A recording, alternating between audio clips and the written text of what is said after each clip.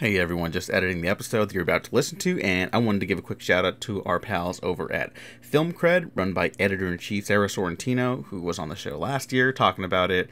They're a great website. They just did a great piece on Andrei Tarkovsky's Stalker, which is one of my favorite movies. I recommend that. They also do monthly zines. They host a bunch of great up-and-coming writers, and again, that's run by Sarah Sorrentino, and I can't recommend it enough. I just want you all to go check that out because they're good friends of the show.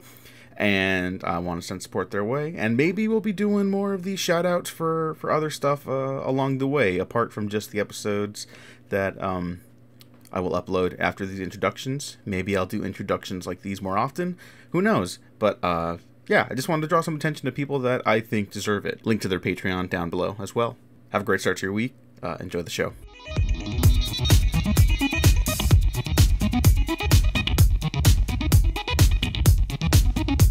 Oh, I said we're all friends with Staley. How'd you meet her? Through Mystery School, the stream that we watch, the craziness that is that community. Oh. And we've been friends ever since. Yeah, we just there's like a core group of us that would just like chat in Discord when it was a lot smaller, because I'm pretty big as of late, which is good for them. And like we all just kind of stayed in touch through like Twitter and Instagram, and then her just became friends. So shout out to online communities during COVID, keeping us sane. Yep. When we were inside. Much like the Waffle Press podcast keeps people saying hello What everyone. up, everybody? Yeah, good morning. This is definitely, this is actually recorded in the morning. Usually I bullshit and I'm like, oh, it's like 5 p.m. Oh, let's record, upload the next morning, just lie to people. No, I'm telling the truth today, because I care about the people that listen to the Waffle Press podcast. As your host, Diego Crespo, with me as my co-host, as always, Gina Versa. Hey, how's it going? Good to be here again. Yeah, it's going good. Did I wear this shirt on the Doctor Strange episode, Gene? No. Are you sure? Yeah. All right, I have clothes. I'm not. Anyways, this is our guest, Jeffrey Fogel. What is up, everybody? How are y'all doing? Hope you're staying hydrated and healthy out there. So, well, I have coffee with like 3 shots of espresso in it. Hey, I got my iced coffee right here. My water's on screen right now. Oh no, we're gonna get along just fine. Jeffrey Fogel, how are you? Tell us about yourself.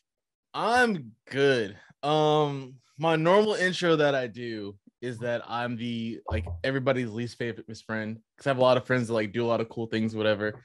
Also, I just noticed that you can see my air duster and unopened keyboard mat there. So cool. Thank you, world. You can see all that. But I'm good. Just hanging out. It's typically like 95 degrees right now, but for the next week, it's supposed to be in like the 70s, like 80s. And I'm off until like June, essentially.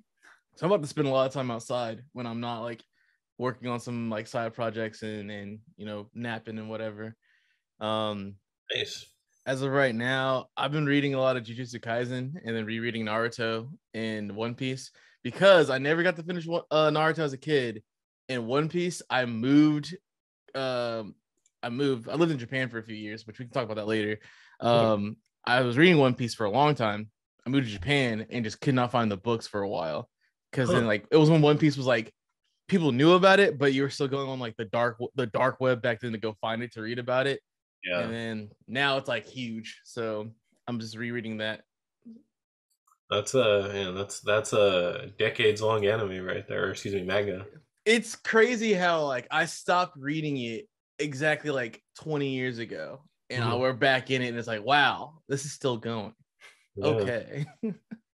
I heard it's like close to finishing, or they're kind of like implying that. Is that true? Or I feel like he's done that like 18,000 times with the series.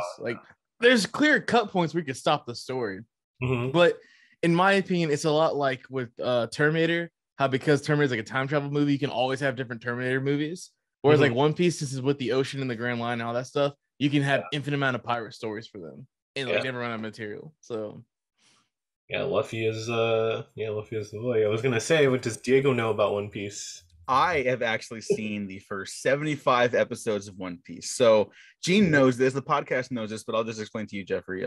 I was like an anime hater for a while. I was like, that fucking nerd shit. What the fuck?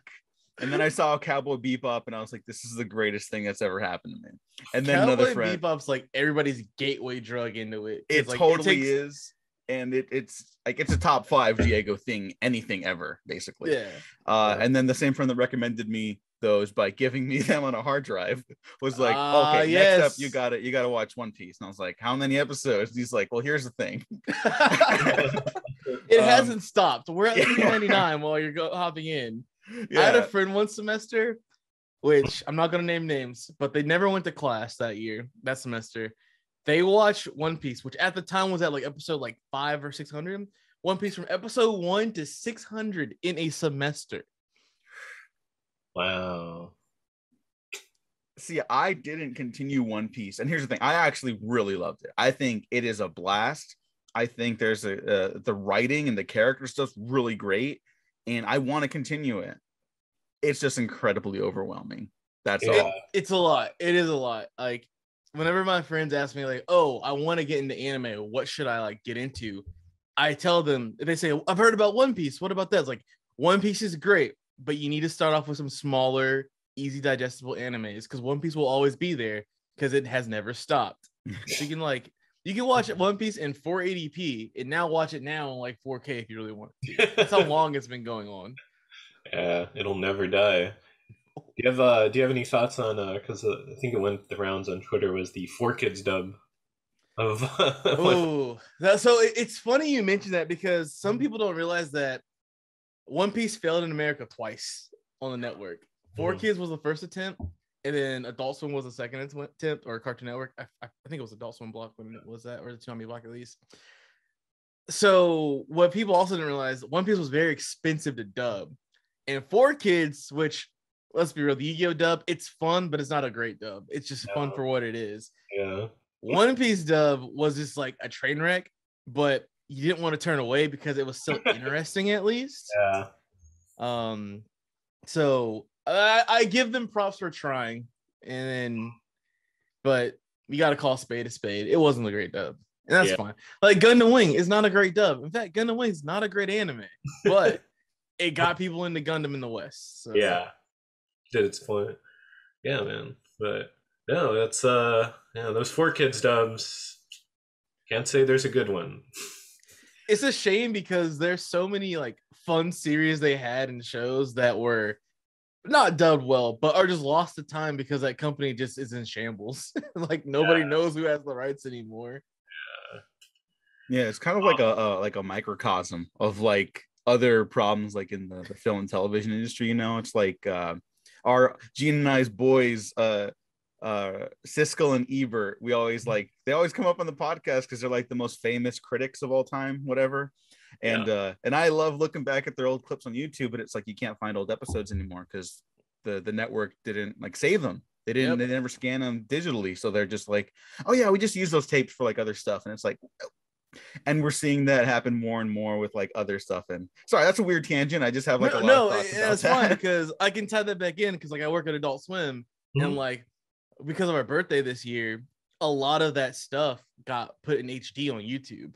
So like the like most famous bumper we did with it was like it had Outlaw Star, Gundam, Dragon Ball Z. I forgot like the title of it, but everybody knows that bumper. You can only find it in like a bootleg 360 480p on YouTube for the longest time, or some fan edit. They finally scanned that tape and put it up there. Like, I'm so glad they did that. I love that bumper. There's so many good bumpers for like Toonami and like Adult Swim. There's like so many. I just like love looking on YouTube. Jeffrey, I was wondering, can you tell us a little bit about yourself? You're the expert on anime, but I wouldn't say expert.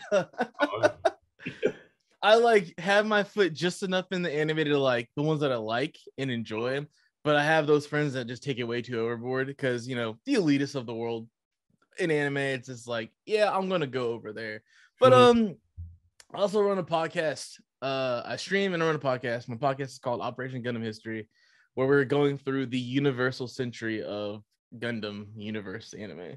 For those that don't know, Gundam is a 40-year-old plus, I think it's 42 years old this year, anime series that started in the late 70s and has just somehow stood the test of time. and they're redoing a lot of their like older stories that were like novels or graphic novels in like movies or whatever. So most recently in 2020, I believe, or 2021, time's a flat circle because of COVID. I don't know what dates are anymore. But Gundam Hathaway was a movie that they did. It was a book from like the 80s. It's gonna be a three-part book. They're doing 3 movies on it. Netflix put the first one out last year, and it's just like beautiful to watch. So we're going through that timeline of like chronologically, like, all right, we're starting off with Gundam Origin. We're gonna start off with Mobile Suit Gundam. We're gonna move to Zeta pretty soon. So watching, analyzing, critiquing different aspects of the shows. So then I stream on Twitch, FOG_bear, FOGI_bear. Nice. Play a lot of JRPGs because we love to kill God. So Oh yeah. Links to those will be in the description down below, along with some other stuff that I'll get to at the end plugs. But yeah, thanks for sharing that. Because like, when did you start Twitch streaming? Because I know a lot of people started during COVID, myself included, and then I stopped. I started flirting with the idea in like 2018, like early 2018. I had no equipment. I had no desktop PC. I just had a laptop. So I was streaming from the console. And then when you play campaign games, because of like HDCP protection, they'll block that part out. And so like I was like, okay, well, you can't do that for stream, obviously. So started investing like materials to like have a decent stream set up. I went to a convention in 2018, which will tie into me getting my job at Adult Swim in a little bit. And like worked with a guy for some Smash stuff. I did a lot of stuff in like the local FGC and Smash scene where I live at, and I helped produce some videos for the stream and like capture the event and do the bumpers for the event. And so I learned more about like how streaming works, like what a good setup is, how much to like really expect, setting a schedule and whatnot. And so from there, it's like, all right, well, let me like actually spend some money, get what I need, and start doing a stream. So I bought a real capture card, I bought a real mic. I like hooked it up to my bootleg ass MacBook Pro at the time. That was on its last legs. Pretty sure that's what killed it. And so like I started doing that and just slowly like building and going off of that on and on. And then fast forward a couple years later, when I made real money, I afforded to build a PC, and now I have a decent stream setup. You can see my e-girl light behind me. So nice. Oh, very cool. Yeah, yeah, Twitch, yeah, I mean, just like through work and everything, I've like gotten more into like Twitch and like seeing yeah.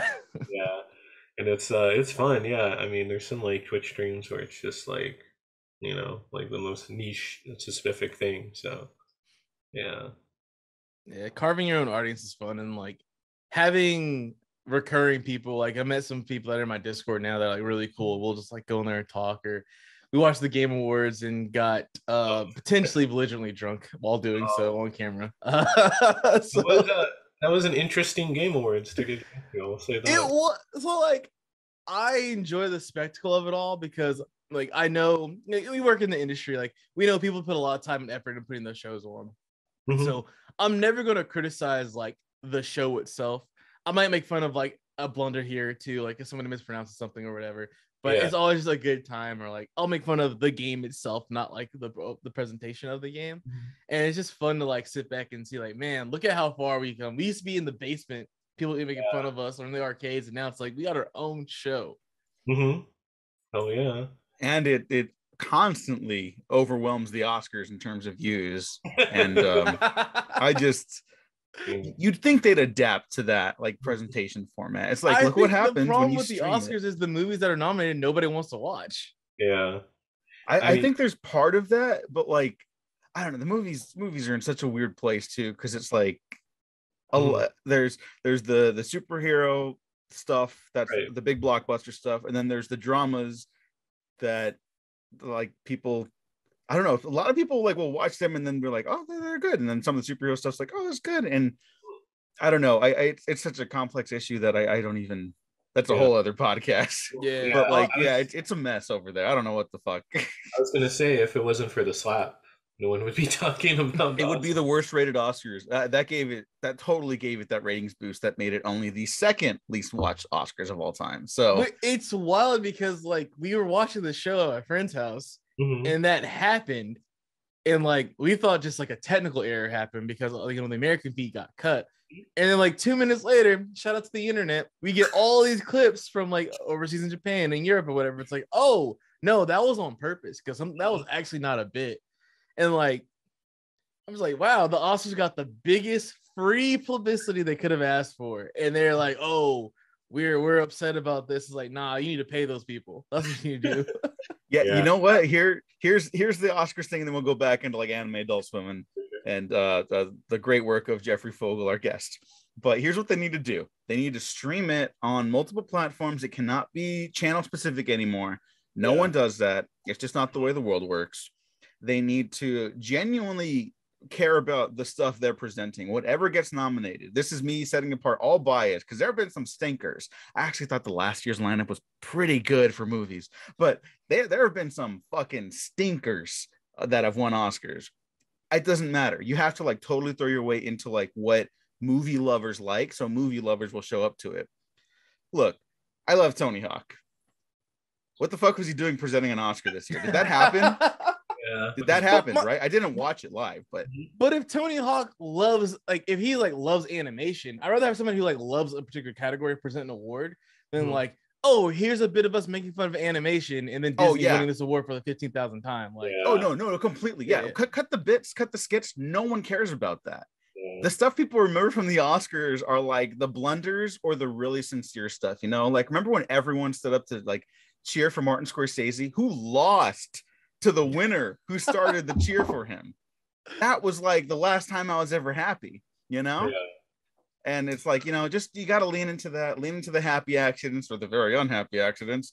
And, you know, just fucking stop trying to keep up with trends. Just lean into the movie love of it. They need the writing team from AEW to step in and maybe they need to, you know what? There you go. That's the other angle. Just have like extra chairs. I'm like, what are those for? Oh, those are for when someone fucks up and you get to hit them in the back of the head. Is that a table? Don't worry about that. Yeah. I like Baldwin getting like rock bottoms on fucking stage. Anyways, if you ever rock bottom someone at work. Thankfully, no. All my coworkers are cool. So what I do at work, when we initially started setting up this podcast, I was like mainly over Adult Swim, and so like I was basically their like associate community manager. So I still do it today. I respond to reviews on the store, so Pocket Morty's or Adult Swim app. I respond, you know, do your worst. I'll hit you right back. I can do everything except cuss at you, so feel free. You can cuss here, by the way, if you need to. I'm trying to clean my language up for some job opportunities I have lined up. So, you know, gotta focus on that. But, you know, fuck it, we're doing it live. I like would answer tickets for like our customer support stuff and like watch socials and trends to see like if anything's really happening and report it before it does. Now I'm over all the brands under like the Warner Media like family that I'm in. So like Adult Swim, Boomerang, Cartoon Network, and then Turner Classic Movies. So like I'm the guy who the team under me, if something happens now, they escalate to me and I look into it and find ways to improve the process. I do a lot of the boring work at this job, like, but it's important because coming from the creative field, there's a lot of things you don't do. And this job's making me do things that I don't do and like didn't like to do. And I'm learning how to do it and do it well. And so basically being better at like certain soft skills and like critical thinking skills outside of like, oh, how do I make this, 5-minute video into 1 minute for content for YouTube or whatever, or TikTok and stuff. So I really enjoyed the challenge so far that I've gotten from my job. And then also the cool stuff we get to see and do and like work with some of the best people in the world. So yeah, I'm excited for the lineup coming up, like Primal. Yeah, Andy Tartakovsky. Eric Andre got renewed for another season somehow, some way. He decided to come back. Rick and Morty season 6 obviously gonna happen at some point. Just Lord knows when with that production cycle of that show. Yeah. What else? Oh, I was gonna say because I think I got Diego into this was Smiling Friends. Yeah, Smiling Friends. Love Smiling Friends. That show blew up. Like I knew it was popular, but I didn't realize how popular it was because I didn't know the creator was from I think Australia or New Zealand, and literally half the country of New Zealand and Australia would message us every day like, yo, we need this in our country. We need this in our country. It's like, I'm trying, my friend. I want to get it to y'all. Y'all deserve it. These are your people. You need this. Yeah. But that seems like a cool job because it's like it really fosters like building a community. Like you get to the feedback to, like feel like the fans feel like heard or responded to. Trying to make them happy because, like, I mean, I think it's safe to say that we've all watched Cartoon Network and Adult Swim and Toonami most of our lives. Like, when you've associated so much of your time and like media consumption to like a brand, and that interaction can make or break that relationship with the brand, because everybody has a relationship with the brand. They might deny it, but they do. I use an iPhone. I've used it for the last 10 years. That is my relationship with that brand. Like, I will not break that. If I have a bad interaction, I might consider it. Mm-hmm. Same thing with like us. It's like, hey, this person's not having a good time with the app. We need to figure out what's causing this problem. And I'll keep on escalating and pinging the people until like they start looking at it. So I can say like, hey, I don't have an answer now, but we're trying to figure it out because it's not fair for you to go through this. You just want to get your 15 to 30 minutes of comedy or fun time in, and we're not making that happen for you. And I'm very sorry. So let's figure out how we can get that going for you. So this is like keeping that relationship intact because we really are built upon the people that just consume our content. Yeah, pretty much. Yeah. No, I mean, it sounds like a cool job. Yeah. And it's, Adult Swim too. Like I get away with a lot because it is that like I remember on my Twitter handle, my Twitter bio in the header photo, it's a photo of a review that was left of somebody asking like, who are you? And it's not original. I definitely quoted Guardians of the Galaxy Volume 2, but it's I may not be your father, but I am your daddy as my response. And like still have a job 2 years later. Like it's insane, right? Yeah. So also just having fun with it. Well, you also quoted the best Marvel movie, so thank you for that. Oh, wait. Volume 2? That's my favorite one, yeah. I get a lot of that response. Mm-hmm. Look, I don't understand it, but I love it. A lot of that movie is fun. Don't get me wrong. They do a good job with it. It's just the villain part of that movie I could not rock with. That's the only thing I couldn't get. Like, oh no, see to me that makes the movie. And now we got to go deep on why I get it, daddy issues, we all have them, but like that one I was like, oh, okay, all right, well, yeah. I have a question for y'all. Let me flip it on y'all. Chris Pratt has a lot of hate nowadays for being in everything. Yeah. Is that because of Endgame and what he didn't do in the movie, or is it because of his personal stuff that he said on the internet? I think it's I think it's just personal stuff, and then people talk about relationship to brands. I think people, because I also think those last two Avengers movies are really poorly written. I think they found that his action in Infinity War as an excuse to be like, oh, he did a bad thing in the movie.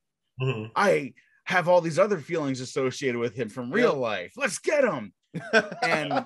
and look, he's gone to a pretty notoriously inhumane church before called Hillsong. It's not great. Anyone who goes there is immediately like, I unfortunately know a lot of people that went to their college at one point. And I was like, we used to be homies and now we're not. I can't rock with it. It's very suspect.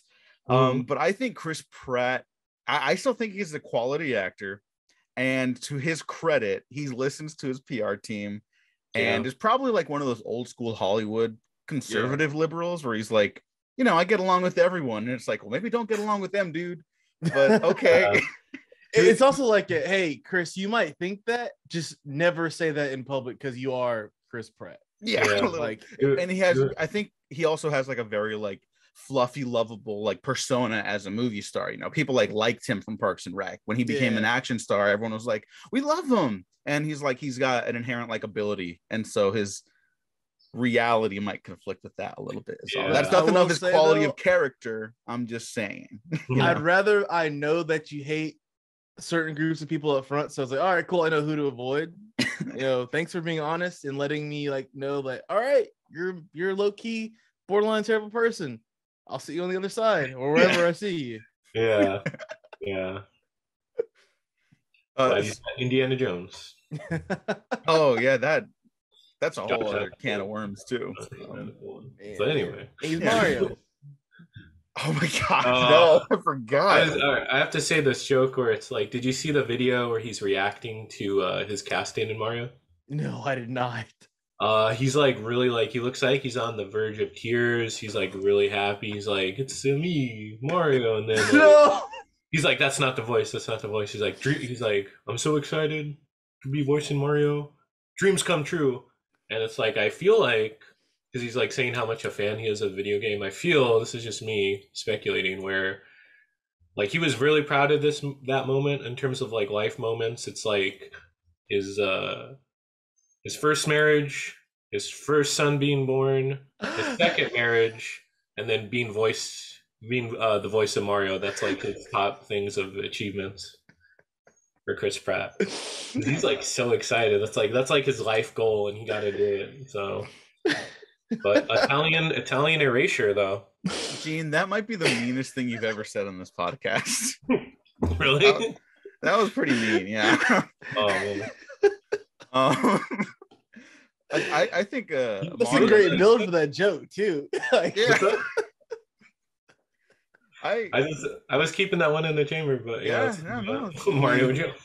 I mean, I'm not saying you're wrong either. I'm just saying it was kind of mean. You know, it's like, yeah, it's probably true, but you don't have to say it. The truth hurts. Yeah.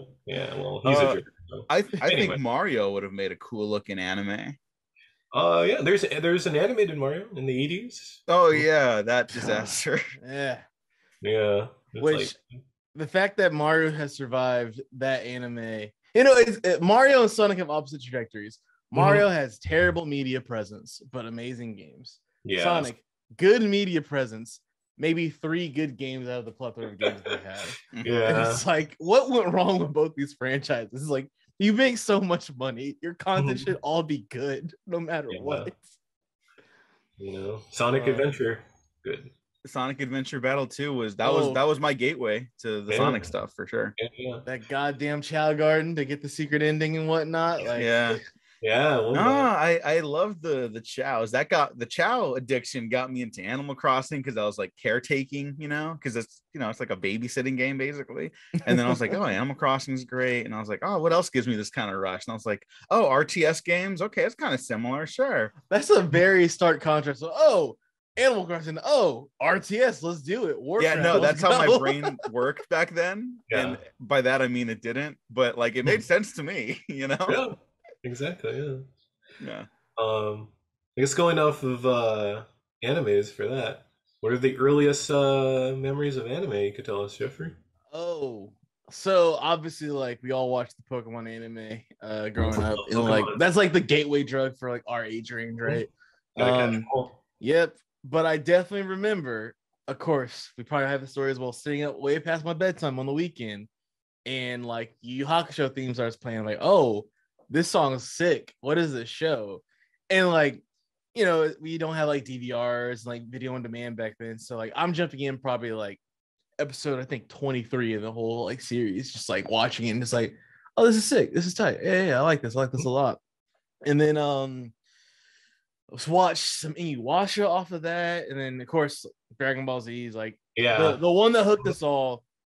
Which my hot take now is Dragon Ball Z Kai is better than Dragon Ball Z. We can get into it if we want to. Well, yeah, because pacing, you know, it takes out all the filler. Yep.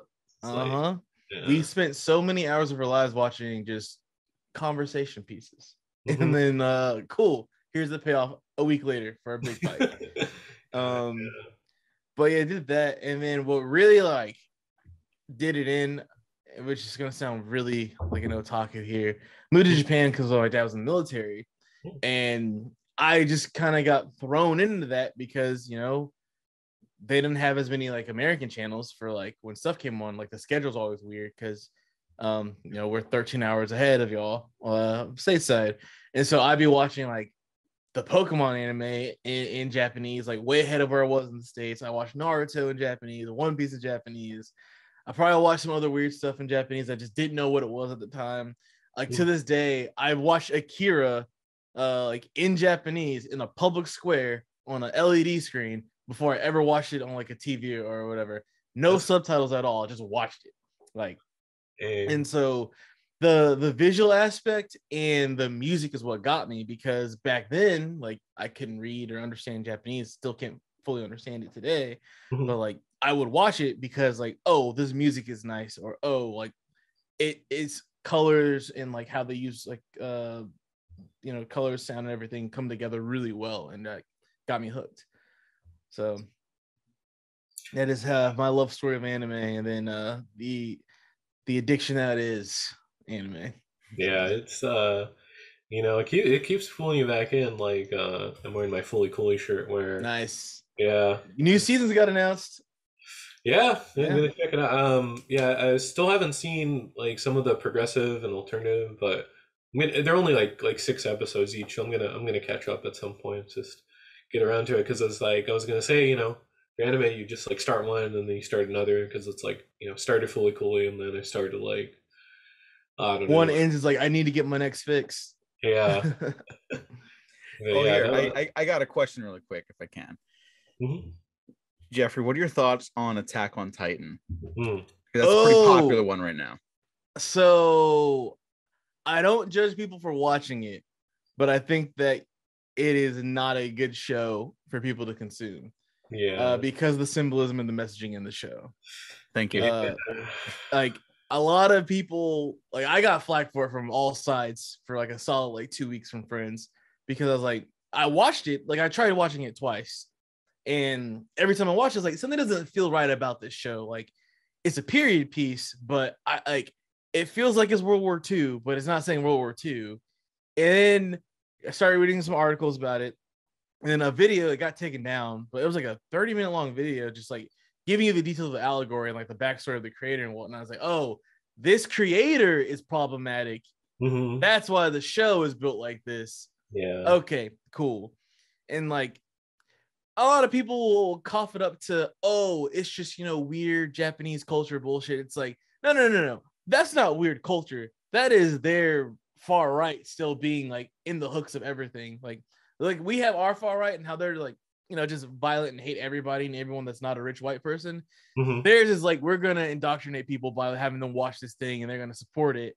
And they're not going to realize it until they do some digging and figure out like, oh, by the way, this general was a dude in the Korean-Japanese War, did some terrible shit, and they gave him a spot in this show. So, yeah, man, that show. I have because I came at it from a similar place too. I remember when it first aired, and I think I've told this story on the podcast before, but I got beef with people, so I'm gonna air my grievances again. Yeah. When it first aired, like 2014 or whatever, and people were like, "Oh, it's not that good, but it's really popular elsewhere." And I was like, "All right," and I started watching, and I was like, "There's like an energy to this that I kind of like, but something's off. I'll watch it. Let's see how it goes." And it was on Netflix at that time, so maybe it even aired earlier. And I finished it on Netflix, and I was like, it hooked me, but it was weird. Something's there. You don't feel good about it. Yeah, I'm like, yeah. It's like not just like the characters. Like I think the show has some weird political leanings, and I didn't have like the language to like process this fully yet. But I was like, something. I don't know. I'm gonna tap out of this. Lo and behold, like 6 years later, everyone's like, "Oh, this is the fucking best," and I'm like, "Wait, no. First of all, bullshit. This guy likes anime. I should not watch this anime." Yeah. I'm like, first of all, bullshit, because when I liked it, no one else liked it. That's fine. It's totally for subjectivity and all that shit. But now people are really, really into it. And then yeah, I remember seeing all that news about the creator too, and like his openly nationalistic beliefs. Yeah. And I was like, oh shit, like is he trying to like he's really just putting it all out there, and we're all just kind of like we're bending over backwards to kind of justify his art. And again, like I agree with you that like I don't judge anyone for enjoying stuff. We all like stuff that's problematic once in a while, whatever. Your engagement with this art doesn't make you the bad person that created the art. Like one of my favorite movies is Chinatown, and it's like Roman Polanski should be unalived probably, but like it's one of my favorite movies, and I can't do anything about that. But that's not me endorsing him. I'm just like, man, you could be a piece of shit and make my favorite thing ever. It's not a great feeling, but it's one we all kind of have to go through once in a while, unfortunately. I don't really have an endpoint, but I'm just glad other people are seeing like kind of the unfortunate truth behind Attack on Titan. And I hope more people kind of at least acknowledge it. I don't need anyone to like declare their hatred for it now. Like, if you enjoy the it, show for a litany of other reasons, that's fine. Just my thing is like, be aware of what you're taking in, and like understand like there is a message involved with it. Like, anime has always been political. I don't care like who you are, where you are. Every form of anime and like any form of media really has a statement or a message behind it. Just like, you gotta either seek it out if they don't heavy hand it to you. So yeah. No, see, we're getting along great. I knew we'd get along great, but this is fantastic. Gene has a note in the notes about like deep cuts of anime. So that was a really popular one. What deep cuts we all bringing to the table today? All right. Do you want to go first, Gene, or I can go? Up to you. Oh man, let me see. Oh, you could go first. Yeah. All right. So it's more of a deep cut now because of how it was treated back in the day. But Shaman King, if you get a chance to watch the remake on Netflix, so good. So good. It never finished in America because they like issued the creator and then like they ran out of money to dub it. So it never finished here. And I don't think it ever finished in Japan fully. Mm-hmm. So he finally got the money to redo this whole thing. And so redoing the manga and the anime, and like it's just beautiful to watch it now as an adult and like enjoy the story for what it is. What's another deep cut that man. I'm not gonna lie, I watch just a lot of shonen and like older anime because I'm a boomer at this point in life when it comes to shows. Like, I was born in 93. I'm almost 30. It's fine. I've been rewatching Initial D, which is so fun. Like, it's so fun. If you get a chance to, it's on Funimation / Crunchyroll. Those companies are merging or whatever, but you should watch it. It's just it's a good ride. It's a good fun ride. Real fun ride. That's I'll keep it on my radar. Yeah, and it's kind of not a deep cut anymore because people are finally starting to pay attention to it. But Jujutsu Kaisen, like next season comes out in 2023, unfortunately. But they had a movie come out this year, which was really good. I think it was the number 2 animated movie in Japan behind all time behind Demon Slayer. Oh, okay. But it's a really well done anime. It's on HBO Max and I think Crunchyroll, Funimation, and whatnot as well. But it's my favorite part about it. It is like about like the supernatural and whatnot, but it's based in like modern time. So like your references are gonna be like from like you have a Castaway reference at one point, like something you can actually relate to and not feel like, oh, this is like a high fantasy type of anime that you're watching. Yeah. I was gonna say it's crazy though. We had like Demon Slayer, Jujutsu Kaisen over here in the theaters, but we did not have Evangelion last Really? Season. Yeah. Interesting. I know. I feel like Amazon would have tried to do something about that, Like, and they have more money than God. Just buy your theater channel already and it's like put all your stuff in it.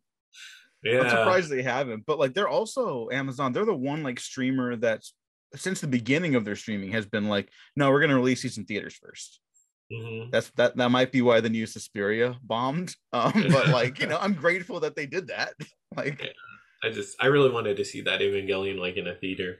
Maybe it'll happen at some point, but yeah, it was just kind of. What's the movie I just saw? It's coming in theaters, I think, like now. Eureka 7 has a new movie that's out in theaters. Which like that's a deep cut for people right there. Eureka 7. Y'all should watch that if you haven't. Again, it has a pretty like kind of serious story, but it's just a fun thrill ride and like enjoy like a good adventure anime and like action and a little love story as well. Well, definitely.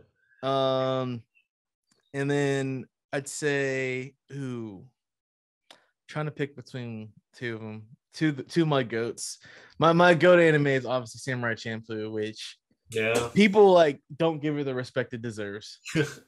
So watch Samurai Champloo, love Samurai Champloo, be Samurai Champloo. I saw the first episode of that and like One Piece fell madly in love with it. But unlike One Piece, it's not overwhelmingly like populated by episodes. So I need to go back to it. But I'll try to watch it once a year because it's just like it's short, 26 episodes, and just like the music and how it's just animated and comes together. Oh, I mean, Shinichiro Watanabe, right, from Yep. Cowboy as well. Like, Yep. did that dude like define like the lo-fi girl aesthetic basically? Like that's really watering it down. But like, yeah, him. So that and like funny enough, like that and Adult Swim kind of like created a lo-fi aesthetic because that came out in like was that 03?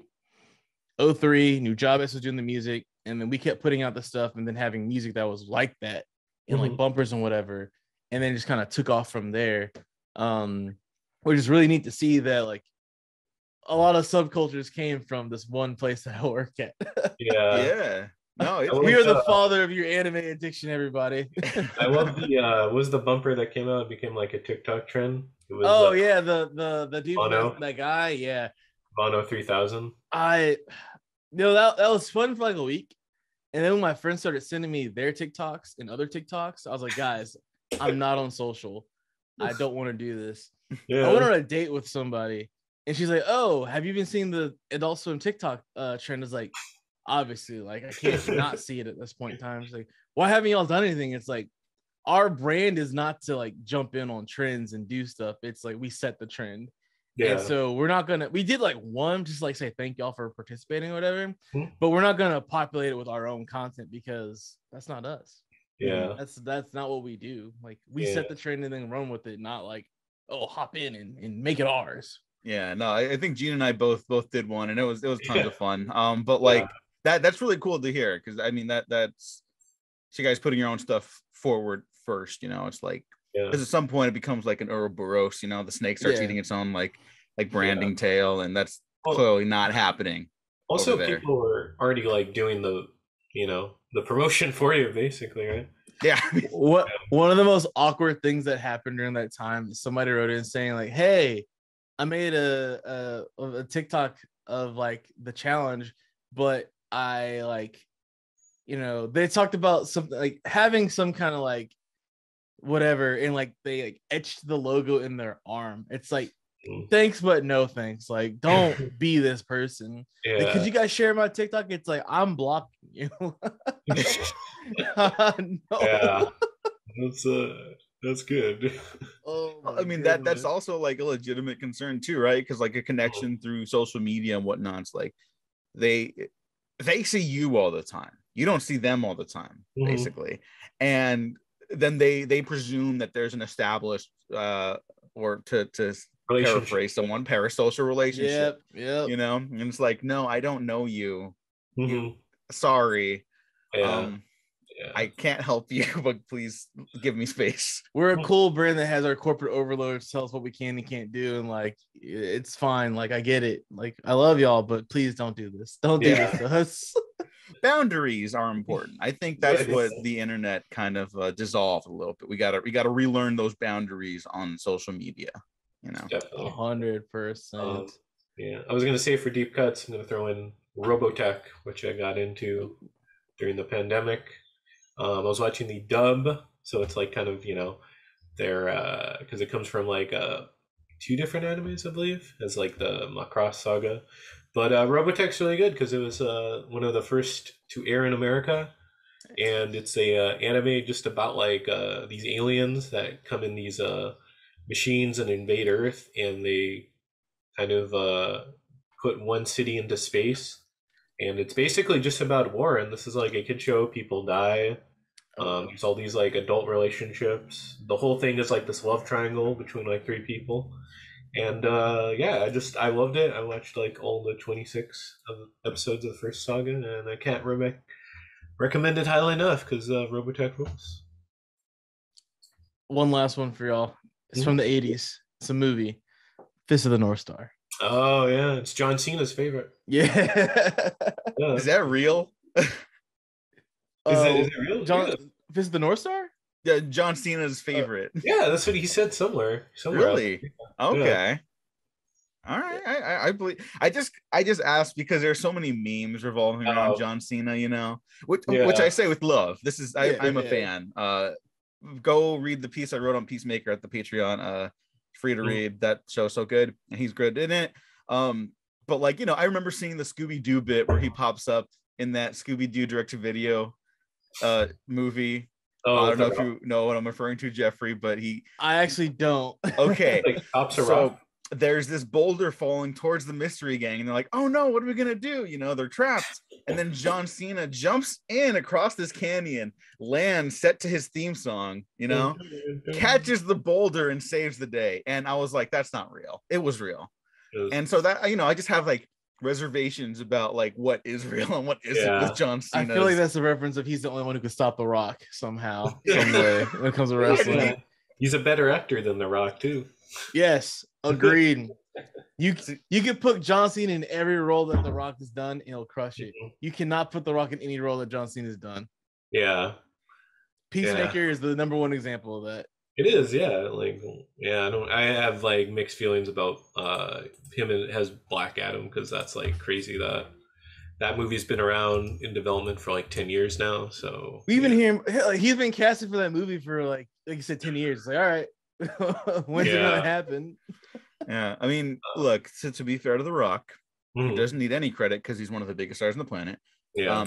Before he tried to be a brand, I would go to bat for him as an actor, but now I think he's a little too concerned with his own image, you know. And look, if you're a leading actor, I understand you need to you need to sort of protect that to a degree. But like, I don't know, I liked him when he was doing like Pain and Gain.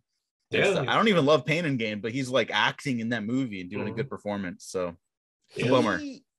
He does one particular role really, really well, and that's just like being like in fast movies. Like he's just the buff dude that comes in, like breaks things and does stuff, right? Yeah, he's a great heel in those movies. Yeah, and then when he stops being a heel, it's like less interesting. Yeah. Well, I think what Pain and Gain is that they're both heels the whole entire time, and the antics they do are funny. And because he's so animated from being in wrestling and whatnot, like, okay, like this is him getting to do what he does. Like when he was in The Other Guys for the brief moment that he was. Oh, it was great casting. It was perfect. Yes. Like it was perfect. Yeah. Which is Adam McKay's masterpiece. I've really come like to love that movie so much. It's, oh my God. Yeah, I gotta watch Winning Time. I just remember how much I love that. Gary Sanchez Productions. Oh yeah, yeah. It's crazy that they destroyed that friendship over Winning Time. Which I'm glad the show's good, but it was like compounded. And I think Winning Time was like the straw that broke the camel's back or whatever. Yeah, didn't cast him. John C. Reilly could do that role. I don't think Will Ferrell could. No, yeah, that's the bottom line. I'm gonna throw in one more anime out there because I thought it was good. Came up recently because of thinking about Sonic the OVA. It was a movie that came out in the 90s. It's basically an adaptation of Sonic CD. Oh. Yeah, but it's like around the time that Sonic was kind of had the cartoon show, right? The Deke one where he has like Chewy Dog. Yeah. I just found out that he was voiced by Steve Urkel in that show. The actor. Whoa. That was Steve Urkel. Yeah. Did not know that, and I watched a lot of that cartoon growing up. Yeah. That's I forgot that actor's name, but I was like no way, and then it was like, yep, that's him. Talking about chili dogs. But yeah, Sonic the Hedgehog, the OVA is really good because it gives like Metal Sonic, like some interesting stuff. Like he's I don't know, I wouldn't say it's like it goes too deep, but it's kind of like exploring like how much like soul a machine has and everything. Like he sacrifices himself to save Sonic at the end, and it's like kind of heartfelt, yeah. And it's like a little more adult, you know, in the way that they used like Knuckles and Sonic. It's interesting. I'll go to bat for that one. Knock his Knuckles. Oh yeah, sexy Knuckles, Sonic 2. I gotta watch Sonic 2. Not because of sexy Knuckles. I just My confession is I have not watched another Sonic movie yet, and I feel bad for not doing so. I need to change that. I really do. Yeah, I thought the first one was like solid. You know, it's like for good kids movies. For the old like early 2000s Alvin and the Chipmunks era, where it was like, oh, they're cartoons in live action. You know, like it is such like, I think that movie. No one talks about this, but I think these movies were made with affection for those types of movies. But like, what if we made them really good? Instead of, you know, not good, basically. I mean, because, you know, those movies were slapdash together to make a bunch of money from families, and they did. And it's like, okay, what if we take that energy and we just kind of... We were victims of those eras, yes. Yeah. Exactly. Well, like, that's why that Chip and Dale's Rescue Ranger movie was actually pretty good. Yeah? Yeah, it was actually really good. I saw it. You got to Lonely keep it Island on Disney guys. Plus, right? Those Disney Lonely Plus. Island guys Yeah. are really talented, so I need to check that out. All right, I think we're winding down a little bit here. Anything else we really want to cover Yeah. before we head out for the day? Sure, sure. We could go over some Adult Swim. Do Yeah. it. I know we talked about it a little bit, but what was your? I'm just curious because now you work there, and like for me, it's kind of weird because I work G4, like somewhere where you like grew up watching, and it's kind of this like weird. You feel like kind of a big kid Yeah. in a way. What's your earliest memories of like Adult Swim? Just the exposure to it, Toonami, and all that. I said earlier the Yu Yu Hakusho stuff, but I remember one other thing that really got me was I would watch because like what they do is they would you've seen some of like those weird bumps they have where it's like Yeah. 3 minute long videos like very weird abstract art or whatever. So Hmm. that stuff's put in purpose to like freak out kids that stay up too late so they can play more weird shit on the network. Hmm. And like I couldn't sleep and I would always catch stuff like that all the time. And like it didn't like scare me. I was just like, huh, okay, this is cool. This is interesting to watch. Um that like got me hooked. And then I remember fast forward like I think I was in high school, but Too Many Cooks aired one night. It was like 3 a.m. I could not sleep. And like Hmm. Too Many Cooks aired, and I was like, all right, this is my shit right here. This is Yeah. awesome. Too many This is sick. cooks. God, And that's so really, really enjoyed that. And just they would always push the envelope with what they could and couldn't do. mhm. And knowing that now as an adult, it's like, okay, it makes sense. Like, yeah, I probably shouldn't have watched as a kid, but it's like, I'm glad I did because I have a better understanding of like how they got away with it because nobody really knew what Toonami and Adult Swim was for a long time. They just kind of, before it was Family Guy and, all other stuff being syndicated to us, it was just, here's a weird anime that nobody knows of. And they're the first to really do it and did it well. And they, um, kind of they created the culture where like you'd go to school and you talk to somebody like, oh, did you watch this? Mhm. So like, oh yeah, I did. And you could just talk about the shows you watch and could relate and like talk about like, oh, like who's this power? What's that power? Like, oh, who's this character? Where is this from? Blah blah blah. And just have a conversation about a show from age like 9 until now I'm 29 and I'm still Mhm. having these conversations and stuff. So it's just that they really kind of created like who a lot of not a lot, like who people are, but just like really like help form what kind of media that I like in particular, what a lot of other people like and take in and accept as like good content. I guess that's objective, Yeah. subjective. Yeah.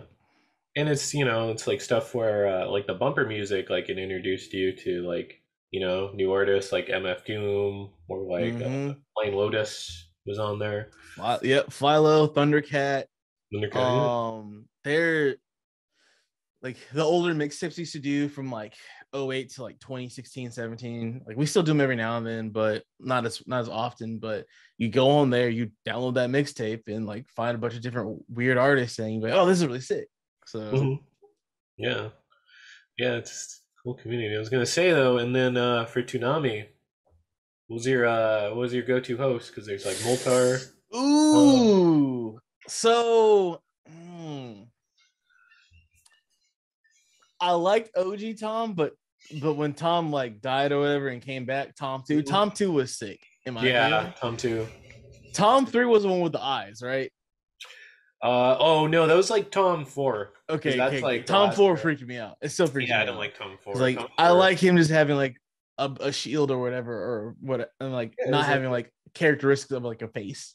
It's like Mhm. here's a face with features, but not like a defined face. So Yeah. yeah, I think Tom 2 was sick because like I was legit concerned, like, oh no, Tom is gone. He's never Oh coming back. yeah. What's gonna happen to this block? Blah blah blah. And then like he's here. Oh, and it's because of that deep cut anime. Mhm. Hikaru no Go and Zatch Bell. Oh, remember that Two, spell? their failed first ever streaming service, Toonami Jetstream. It had Oh, like Mare, Prince of Tennis, Hikaru no Go, uh-huh. and Zatch Bell. A lot of fun. They like I think Zatch Bell eventually made it to the US, and Mhm. so did Prince of Tennis for a little bit. But like Toonami Jet Stream service was like a fun experience. I would go there religiously and like watch stuff because they like we don't have time to air this on the network, but just to watch it when you can. It was free. And I was Yeah. like, all right. Yeah, like adult, like the adultswim.com and some of the streaming service, they were like actually pretty good. Yeah, and their YouTube channel. And I loved all those like total immersion events too. Those are like really fun. I remember getting concerned too about Tom. I think I was telling my dad or something. Oh, Tom died. And he's like, oh. Who's It's like, Tom? who the fuck is Tom? Yeah. Yeah, I would just like watch I would just watch those blocks like after school, like religiously. So Get your homework done, get home. Like, don't talk to me, mom and dad. I'm watching my shows. Yeah, exactly. I'll see you in 2 hours.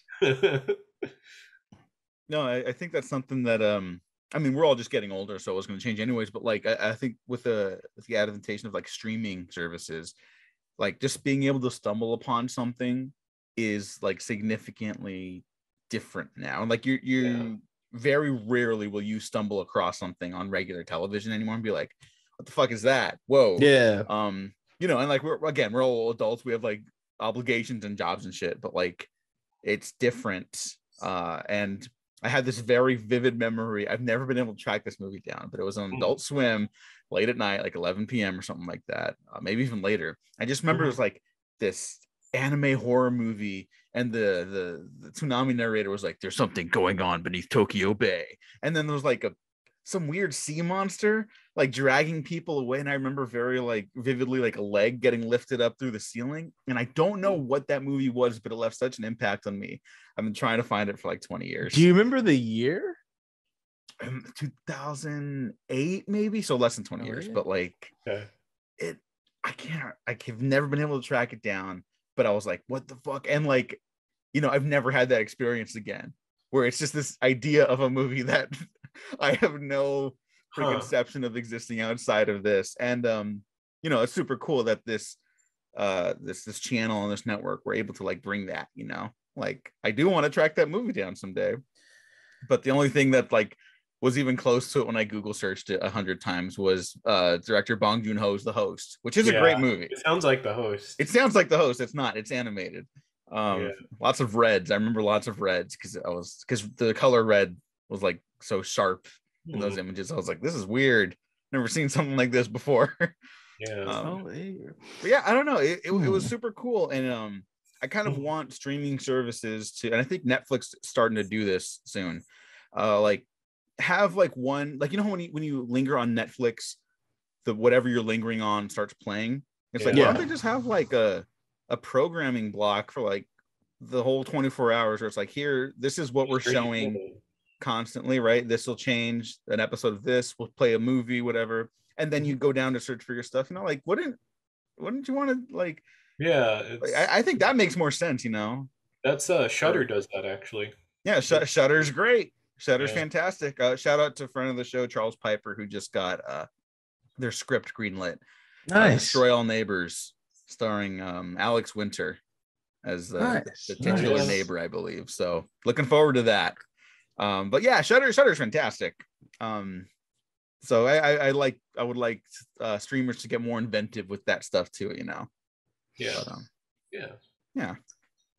My thing is that there's just so much good stuff to watch to where it's like constant overload. Yeah. And it's like, man, I have all these apps and all this great stuff that I want to watch. I really don't want to watch it because I'm going to just get sucked in. And it's like, oh, but everyone's talking about this show, everyone's talking about that show. Like, oh, this is like a 10-hour time commitment, which is fine, but this show's only 4. What do I do? Yeah. There's such commitments too. I feel like people are like, you want to watch like Tree Noble, and it's like, no, I don't have like 10 hours. I'm sure it's good. Like, so I appreciated like Smiling Friends, like just 15 minutes each. Quarter-hour television, baby, our specialty. Yeah. I will say I do like that some streamers have gone to doing like either episodic every week, like with HBO Max with Winning Time and stuff like that, or they'll put like 4 or 5 episodes out at a time, and then they keep on updating it periodically. Like they've been doing that with Shaman King, where it's like, here's 12 episodes, here's 12 episodes, here's 12 episodes, and so I can just slowly like work my way through that show and not feel rushed to like watch it in one weekend. So yeah, I really like that. I always had this idea for some. I'm not gonna pitch something on the show right now, but like an idea for like a show that you kind of follow along, like almost like Harry Potter. You know, you follow those characters year after year, right?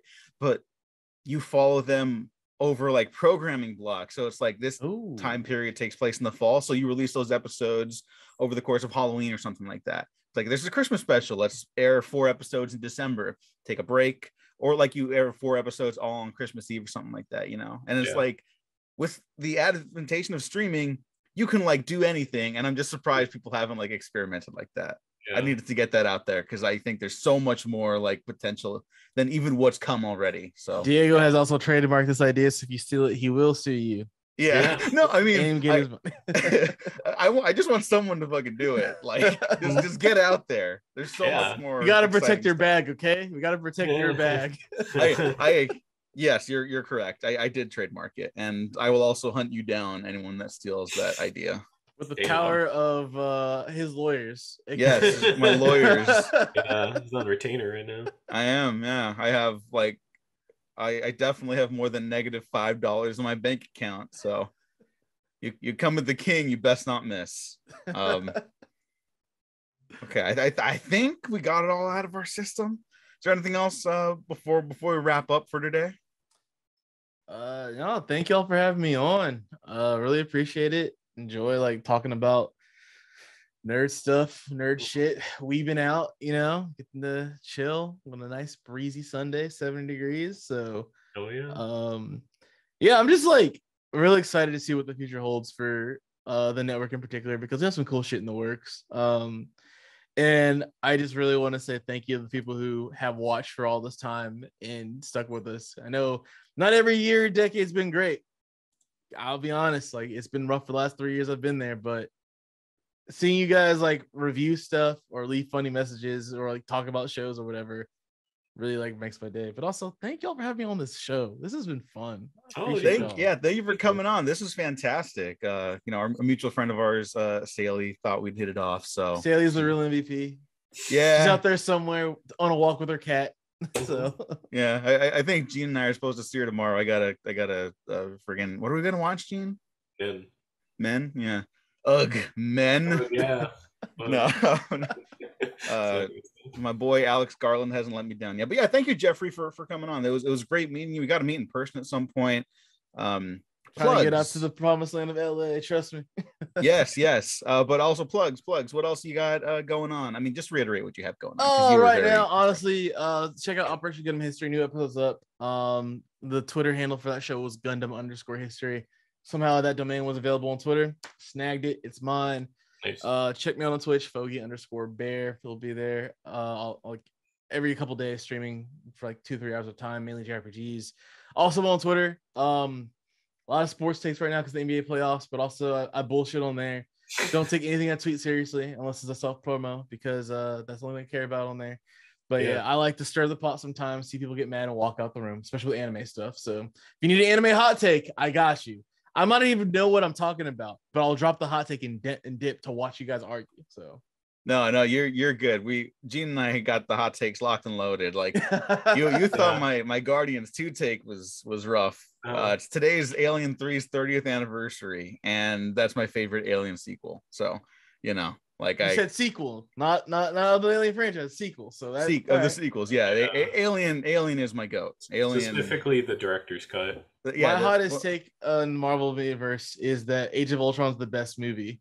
It just took the rest of the series to get fleshed out for you to realize that. Okay. You're in good company. We are also like fans of that movie. Yeah. Yes. Yeah. No. Ultron. There are dozens of us. Yeah. There's only dozens of us. Ultron's clearly the most interesting villain. Like it's right there. James Spader is like great. You know, when he's doing that role. Like, I don't know why people didn't like that. I still don't. The pacing of it was weird compared to like every other like the last Avenger movie. It was a weird follow up, but like I said, once you watch everything else in like phase 2 and even part of phase 3, it's like, oh, okay, I get it. Yeah, it's the movie that destroyed the Marvel Creative Committee. So better or worse. Yeah. Who the fuck was on there? I don't know, but like Brian Michael Bendis. Yeah, it was like Oh well, I kind of like him RVR ad. sometimes. Yeah, Alvirad, I don't care for, but whatever. but yeah. Yeah, Anyway. all right. Thank you. So we're just rambling now. Thank you again for coming on, Gene. Where else can people find you? Yeah, you can find me on Twitter, Instagram, Gene9892. You can find me at the Diego Crespo. Check out the Waffle Press on Twitter, YouTube, SoundCloud, Spotify, iTunes, and Patreon. You won't have early access to anything. We're really keeping up the pace with these episodes. High five, Gene. And then the retrospectives, we're coming back. We got a summer programming. First up is Tommy Boy. I've never seen that. Matt and I are going to talk about that. Don't forget to check out Jeffrey's stuff. Let's see what else got going on. Shout out to Film Cred. Very good friend to the show. Sarah Sorrentino is running a really tight ship over there. They're doing fantastic work. So I'm going to add a plug at the beginning of this episode too. I want you all to please check them out as often as possible. And I was not joking about the Alien 3 fandom. So check out my piece at Discussing Film.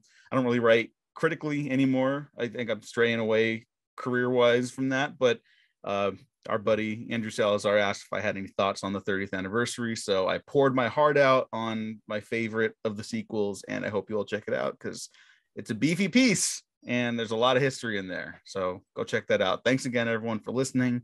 Thanks for watching. Like and subscribe. If you didn't like this, like and subscribe anyways, because you might find something you do like. All right. We've been professionally unprofessional. Bye-bye.